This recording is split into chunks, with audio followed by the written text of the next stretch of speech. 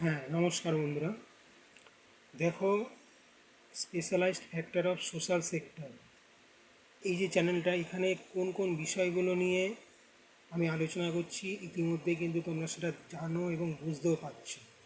আজকে একটা নতুন ইস্যু তোমাদের সঙ্গে আমি শেয়ার করব, সেটা আর কিছুই নয়, অভিন্ন দেয়ানি বিধি, ইউনিফর্ম সিভিল কোড, অর্থাৎ ইউসিসি। প্রকৃতভাবে কিন্তু ভারতবর্ষের দুটো জায়গায় কিন্তু এই জিনিসটা অলরেডি চালু রয়েছে। 24 সালে উত্তর ভারতের একটা রাজ্যে অলরেডি এটা চালু হয়ে গেছে, আর তার বাইরে গোয়াতে একরকমভাবে এটা চলছে। অন্যান্য সেন্ট্রাল বলো স্টেট বলো, সেখানে কিন্তু এটা সেইভাবে এখনও পাস হয়নি বা চলছে না। মূল বিষয়টা কি একটু সংক্ষেপে জানাই বা বলি। বলছে ইউসিসি মানে কি, ধর্ম জাতি নির্বিশেষে সবার জন্য, সেটা বিবাহ হোক, বিবাহ বিচ্ছেদ হোক, উত্তরাধিকার হোক, দত্তক হোক, এই ধরনের যে আইনগুলো, এগুলো সবার ক্ষেত্রেই সমান হবে। তাই তাকে বলা হচ্ছে অভিন্ন দেয়ানি বিধি বা ইউনিফর্ম সিভিল কোড বা ইউসিসি। সবচাইতে বড় কথা, এটা কি আছে আইনটায়। মূলত দেখো, ভারতবর্ষ এমন একটা দেশ, বলে না বৈচিত্র্যের মধ্যে ঐক্য, অর্থাৎ ভারতে হিন্দু মুসলমান খ্রিস্টান সবারই সমান অধিকার। অর্থাৎ আমাদের সংবিধান কিন্তু আমাদেরকে সেই বন্দোবস্তটা করে দিয়েছে প্রথম থেকে।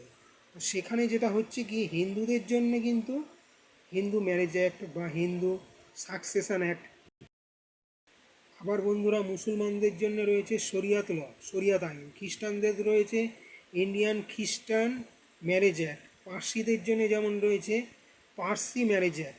আবার গোয়া সিভিল কোড, গোয়াতে সবার জন্য একই আইন আগে থেকেই রয়েছে। এটা এই হচ্ছে ম্যাটারটা।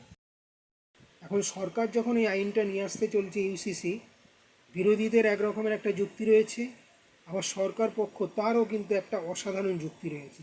সংক্ষেপে যদি সেটা বলি, সেটা এই রকমের। সরকার পক্ষ মূলত বলছে যে এক দেশ এক আইন, দেশ জুড়ে যদি নিয়মটা চালানো হয় তাহলে কি হবে, তাতে কিন্তু ধর্মীয় আইনে মহিলারা যে সম্পত্তিতে অনেক সময় অধিকারগুলো পায় না, সেই লিঙ্গ সমতাটা সঠিকভাবে মেনটেন করা সম্ভব হবে। এবং সংবিধানের 44 নম্বর ধারাটা, যেটা রাষ্ট্র ইউসিসি কার্যকর করার চেষ্টা করবে, এটা বলছে যে ধর্মীয় যে স্বাধীনতা আছে, আর্টিকেল 25 নম্বর, তাতে কিন্তু একটা আঘাত আসতে পারে, তারা ভয় পাচ্ছে। পাশাপাশি আদিবাসী উপজাতি, তাদের সম্প্রদায়ের নিজস্ব একটা প্রথা রয়েছে, বলছে নাকি সেটা নষ্ট হতে পারে বা জোর করে সেটা চাপানো হতে পারে। যে আপডেটটা, যে উত্তরাখণ্ডে 2024 সালে কিন্তু থেকে প্রথম ইউসিসি লাগু হয়ে গেছে, এবং সেটাকে মডেল বানিয়ে সেন্ট্রাল গভর্নমেন্ট এবং স্টেটের অন্যান্য রাজ্যগুলো এবারে এগোতে চাইছে।